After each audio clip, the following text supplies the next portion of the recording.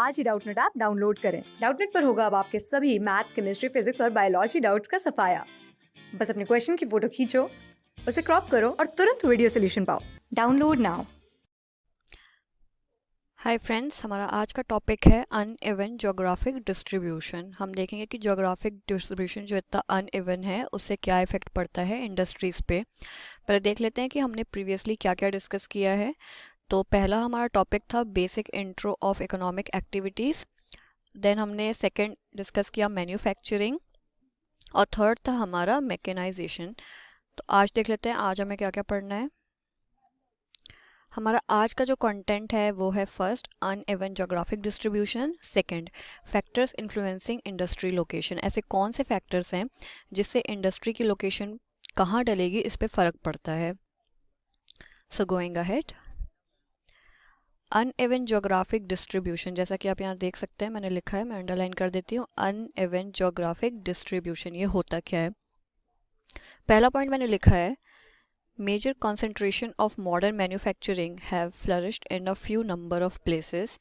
अगर हम modern manufacturing की बातें करें तो उसका जो मेजर अमाउंट है वो कुछ कुछ जगह पर में बहुत ज़्यादा फ्लरिश हुआ है। और फ्यूअर नंबर क्यों बोला है उसका रीज़न ये है सेकेंड पॉइंट में, because this cover less than 10% of the world land area. आप मान लीजिए कि पूरा 100% लैंड एरिया है, उसमें जो इंडस्ट्री की कवरेज है वो 10% से भी कम है। और हम कौन सी इंडस्ट्री की बात कर रहे हैं, मैन्युफैक्चरिंग इंडस्ट्री की। तो उस हिसाब से हम इसे फ्यू नंबर ही बोलेंगे, मतलब बहुत लेस है।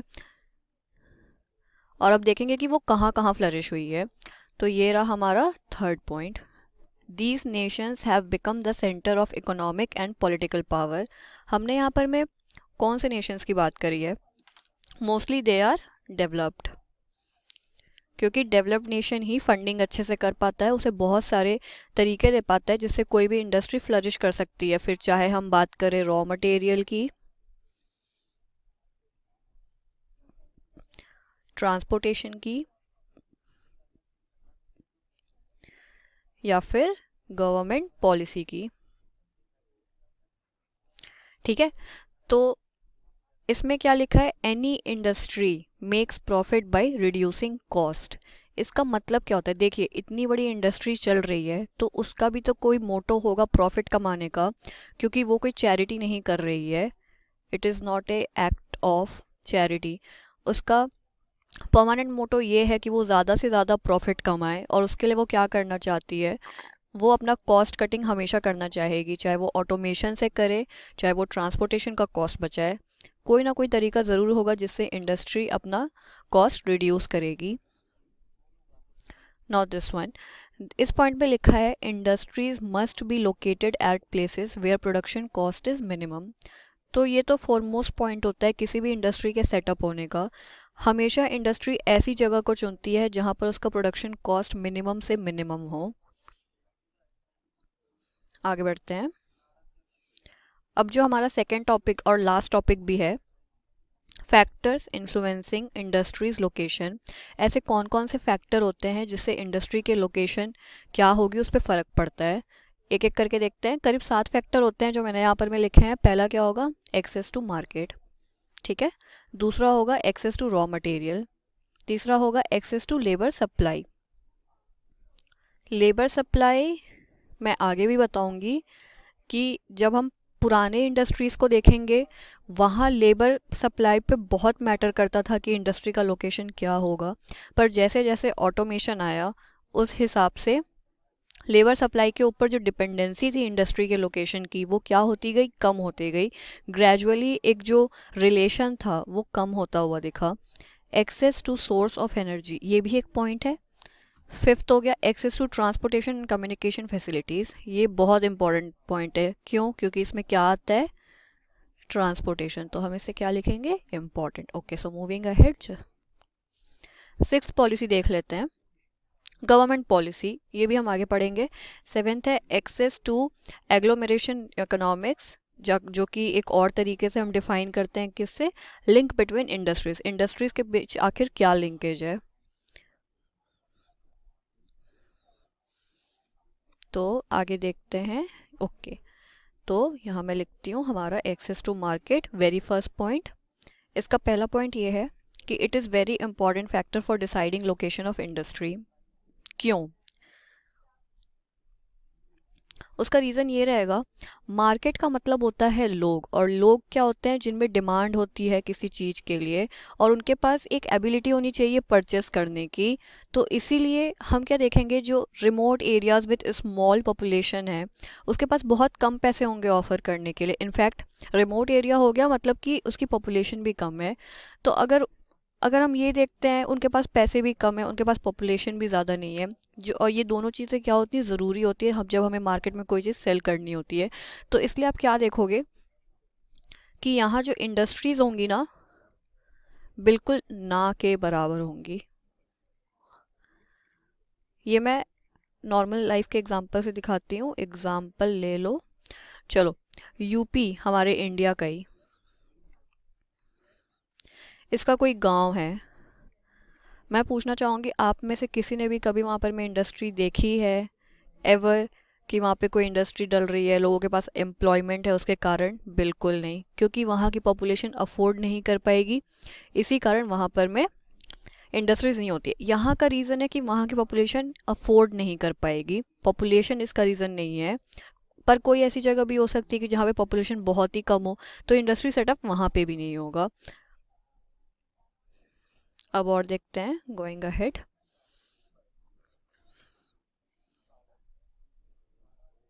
Just a second. ओके, तो अभी हम इसको वर्ल्ड वाइड एग्जाम्पल से देखेंगे। The developed regions of Europe, north America, Australia have globally enriched markets. इसका मतलब क्या हुआ?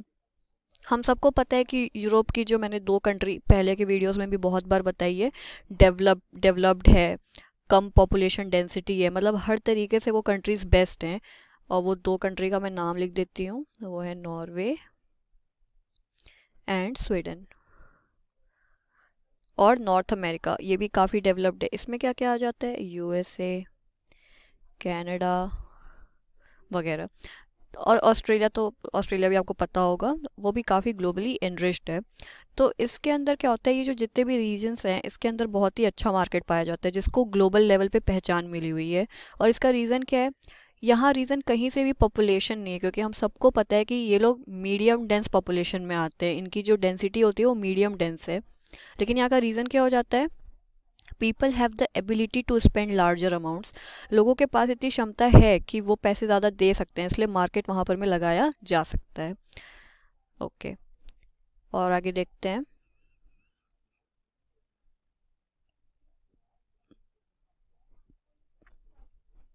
ये रहा हमारा next point. The densely populated areas of south and south east Asia also provide large markets. क्यों? इसका रीज़न क्या होता है? अगर मैं साउथ और साउथ ईस्ट एशिया की बात करूं, तो यहाँ नेसेसरीली रीज़न हमारा पैसा नहीं है। यहाँ पे रीज़न क्या हो जाता है? बहुत ही डेंसली पॉपुलेटेड है, मतलब लोग ही इतने ज़्यादा है कि अगर वो कम पैसा भी देंगे तो कलेक्टिवली वो बहुत ज़्यादा हो जाता है। एक और एग्जांपल देख लेते हैं कि ऐसी कौन सी इंडस्ट्रीज है जो कि वर्ल्ड वाइड लेवल में फेमस हो जाती है, जो कहीं हर जगह आपको मिलेगी। पहली हो जाएगी एयरक्राफ्ट इंडस्ट्रीज़ और दूसरी हो जाएगी आर्म डीलिंग इंडस्ट्रीज़। क्या लिखा है मैंने यहाँ पे? Aircraft industries and arm industries have a global market. ये ग्लोबली फेमस है, ग्लोबली चलती हैं। अब दूसरे पॉइंट की तरफ बढ़ते हैं, जो कि है हमारा access to raw materials. Raw material तो हम सब ने भी पढ़ा है बहुत पहले कि रॉ मटेरियल्स का बहुत बड़ा हाथ होता है। कोई भी जो इंडस्ट्री चलती है वो रॉ मटेरियल्स के साथ ही चलती है। अगर रॉ मटेरियल नहीं है तो प्रोडक्शन पूरी तरह से ठप पड़ जाएगा। इसलिए हम क्या चुनते हैं कि कोई ऐसी जगह देखेंगे जहाँ पर में रॉ मटेरियल बहुत ही ईजिली अवेलेबल हो। तो raw material used by industry should be cheap and easy to transport. इसने यहाँ पे ट्रांसपोर्टेशन का भी पॉइंट इंक्लूड किया है कि वो चीप भी होना चाहिए जो रॉ मटेरियल है, और ईजी भी पड़ना चाहिए जब हम ट्रांसपोर्टेशन को कैरी करते हैं। थर्ड हो जाएगा industry based on cheap, bulky and weight losing material such as iron ore are located close to the source of raw material. ये हमेशा पास ही होते हैं। For example steel, sugar, cement industries, इन सब के जो रॉ मटेरियल्स होते हैं ना वो बहुत बल्की होते हैं। तो लोग ट्रांसपोर्टेशन पे ना इतना खर्च करना चाहते ना ये चाहते कि इतना बल्कि मटेरियल हम बस रोज़ ढो करके चले, तो वो पास ही रखते हैं वैसे इंडस्ट्रीज़ को रॉ मटेरियल्स के। एक और वाइटल पॉइंट आता है जो कि अभी हम पढ़ने वाले हैं, वो है पेरिशेबिलिटी। इसका मतलब होता है सड़ना। अगर कोई ऐसी प्रोडक्ट है जो कि सड़ जाएगी अगर हमने बहुत ज़्यादा टाइम लगा दिया उसके ट्रांसपोर्टेशन में, उसको एक जगह से दूसरी जगह लाने में, अगर वो प्रोडक्ट ही सड़ गया तो हमारा ट्रांसपोर्टेशन कॉस्ट भी बेकार जाएगा, हमारी इंडस्ट्री भी सफ़र करेगी। तो ऐसे में क्या करते हैं कि जो इंडस्ट्रीज़ होती है ना उन्हें हमेशा रॉ मटेरियल के पास ही लगाते हैं। जैसे कि इसका एग्जांपल हो जाएगा एग्रो प्रोसेसिंग और डेयरी प्रोडक्ट्स। डेयरी प्रोडक्ट्स हमेशा किसके आसपास रहेगा? Milk supply. और जो एग्रो प्रोसेसिंग होती है मतलब एग्रीकल्चर से रिलेटेड, ये हमेशा किसके आसपास होगा? फार्म प्रोड्यूस के आसपास। ऐसा नहीं कि हमें अभी प्रोडक्ट चाहिए तो अब हम वेट करेंगे कि वो 5 दिन बाद आएगा, और 5 दिन बाद भी आएगा ना तो वो सड़ जाएगा। इसलिए हम चाहते हैं कि ये जो सारी इंडस्ट्रीज़ हैं वो उसके आसपास ही बसी रहे। और आगे देखते हैं तीसरा पॉइंट। ये तीसरा पॉइंट यहाँ है access to labour supply. Labour supply भी बहुत इंपॉर्टेंट एस्पेक्ट रहा है जब हमें लोकेशन डिसाइड करना हो। पर ऑटोमेशन के बाद आखिर क्या इफेक्ट पड़ा? मैंने पहले भी बताया, डिपेंडेंसी ही कम हो गई लेबर के ऊपर, लेकिन ऐसा नहीं कि पूरी तरह से कम पड़ गई है। अगर आज भी हमें ऐसी इंडस्ट्रीज़ की ज़रूरत पड़ेगी जहाँ पर में स्किल्ड लेबर की ज़रूरत होगी, तो हम हमेशा इंडस्ट्री कहाँ सेटअप करेंगे? जहाँ पर में लेबर हमें बहुत जल्दी मिलेगा, स्किल्ड भी मिलेगा, और क्या साथ में चीप भी पड़ेगा। ओके, थर्ड पॉइंट भी क्लियर हो गया है। अब हमारे 4 पॉइंट और बच रहे हैं, आगे देखते जाते हैं। Just a second. ये रहा हमारा 4th point, access to transportation and communication. हमने पहले ट्रांसपोर्टेशन का पॉइंट डिस्कस किया है कि जो ट्रांसपोर्टेशन वाली चीज़ होती है, बहुत ज़रूरी है कि कोई भी ट्रांसपोर्टेशन बहुत ही स्पीडी हो। हम स्टेडी होकर के अगर हम बहुत आराम आराम से चल रहे हैं, उस इंडस्ट्री का भला हो ही नहीं सकता है। क्योंकि हमें ट्रांसपोर्टेशन की किन 2 चीज़ों के लिए ज़रूरत पड़ती है? पहला रॉ मटेरियल, और दूसरा जो फिनिश्ड प्रोडक्ट्स हैं जो हमें मार्केट में बेचना है, उसके लिए बहुत ज़रूरी है कि हमारे पास स्पीडी ट्रांसपोर्टेशन हो। तो पॉइंट ये कि speedy transportation to carry raw materials and to carry finish products in market is essential for development of industries. अगर ये नहीं होगा तो डेवलपमेंट नहीं होगा किसी भी इंडस्ट्री का। The cost of transportation plays an important role in deciding location of industries. इसका नीचे एग्जाम्पल दिया हुआ है। वेस्टर्न यूरोप और ईस्टर्न नॉर्थ अमेरिका में क्या है कि जो बहुत ही हाईली डेवलप्ड ट्रांसपोर्टेशन सिस्टम है, मतलब वो बहुत ही जल्दी ट्रांसपोर्टेशन सिस्टम, ऐसा नहीं है ना वहाँ पर में कोई ऐसा जाम मिलेगा, ना वहाँ पर में ऐसा होगा कि बहुत ही एक्सपेंसिव पड़ जाएगा। मतलब उन्होंने क्या किया है, अपनी टेक्नोलॉजी को यूज़ करके ऐसा ट्रांसपोर्टेशन सिस्टम बनाया है। टीएस मतलब ट्रांसपोर्टेशन सिस्टम, इसको मैं शॉर्ट में लिख रही हूँ, कि कोई भी यहाँ से वहाँ आना जाना कर सकता है, बहुत चीपली कर सकता है। और फाइनली उस जगह में फिर क्या हुआ, वेस्टर्न यूरोप और ईस्टर्न नॉर्थ अमेरिका में फाइनली क्या हुआ कि वहाँ पे जो इंडस्ट्री का कॉन्सेंट्रेशन है वो बहुत ही तेज़ी से बढ़ा। यहाँ मैंने ये पॉइंट लिखा है कि इतना high tech transportation system that it has increased population concentration of industries over there. मतलब अगर इंडस्ट्री की कॉन्सेंट्रेशन अगर कभी भी पूछा जाए कि सबसे ज़्यादा वर्ल्ड में कहाँ है, ये एक इंपॉर्टेंट क्वेश्चन बन जाता है, तो वो कहाँ है? Western Europe and eastern North America. अब एक चीज़ ऑब्जर्व करेंगे, ये यूरोप, इसका नाम बिल्कुल आएगा क्योंकि इसके अंदर सबसे ज़्यादा डेवलप्ड कंट्रीज़ पाई जाती हैं, इसलिए इसका नाम तो होगा ही होगा। तो अगर कभी मल्टीपल चॉइस क्वेश्चंस में आया तो बहुत ईजी है, जहाँ भी यूरोप दिखे पक्का वहाँ पे टिक करिए। अब हमने ट्रांसपोर्टेशन के साथ साथ एक और चीज़ लिखी थी, वो क्या थी? कम्युनिकेशन। तो communication is also an important factor as it deals with exchange and management for information. अब मान लो कहीं हमने ऐसा इंडस्ट्री लगाया, ये एक सपोज एग्जांपल है कि इंडस्ट्री लगा दिया कहाँ? रिमोट एरिया में। अब वहाँ पे हम किसी से कांटेक्ट नहीं कर सकते, जो हमारे पास रिकॉर्ड होना चाहिए वो हमारे पास अवेलेबल ही नहीं है। तो फिर क्या होगा कि हमारा कम्युनिकेशन लॉस होगा और फिर हम उस चीज़ को आगे प्रोसीड नहीं कर पाएंगे, इसलिए ये भी एक इम्पॉर्टेंट फैक्टर हो जाता है। 6th पॉलिसी देखेंगे, गवर्नमेंट पॉलिसीज़। गवर्नमेंट हमेशा क्या करता है, एक रीजनल पॉलिसी बना देता है ताकि एक बैलेंस रहे इकोनॉमी में भी और इन्वायरमेंट में भी। ऐसा इकोनॉमी इंक्रीज़ करने का भी मतलब नहीं होता है जहाँ पर में पॉल्यूशन बहुत तेज़ी से फैल जाए। तो गवर्नमेंट की कुछ पॉलिसीज़ होती है कि अगर आप इतने एरिया में प्लांट डाल रहे हैं तो आपको इतना एरिया में बहुत अच्छे से प्लांट्स उगाने भी होंगे। तो ये हो जाती है पॉलिसीज़। तो इंडस्ट्री इस वाली पॉलिसी को देख करके भी अपना सेटअप करती है। अब लास्ट पॉइंट रहेगा हमारा link with industries. Many industries benefit from near by leader industry.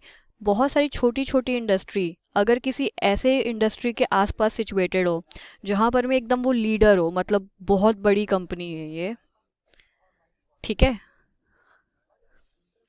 और यहाँ पर में बहुत सारी छोटी कंपनियाँ हैं, तो फिर क्या होता है कि जो छोटी कंपनियाँ होती है ये हाथ में लाती हैं जा कर के बड़ी वाली कंपनी से। फिर ऐसे में क्या होने लगता है कि they operate together and these benefits are termed as agglomeration industries. हमें यहाँ से क्या मिलता है, एक बहुत ही इंपॉर्टेंट क्वेश्चन है, व्हाट इज एग्लोमेरेशन इंडस्ट्री। तो आंसर क्या होगा इसमें, दे ऑपरेट टुगेदर, दे मतलब leader industry and many industries operate together and these benefits are termed as agglomeration industry. तो आई होप ये पॉइंट क्लियर है, और ये मैंने बताया एनसीईआरटी पॉइंट ऑफ व्यू से ये बहुत ही इंपॉर्टेंट क्वेश्चन है। सो आई होप ये क्लियर था। So thank you so much, bye bye. Class 6 से 12 से लेके नीट, IIT, जेई मेंस और एडवांस के लेवल तक 10 मिलियन से ज्यादा स्टूडेंट्स का भरोसा। आज ही डाउनलोड करें डाउटनेट ऐप या व्हाट्सएप कीजिए अपने डाउट्स 8400 400 400 पर।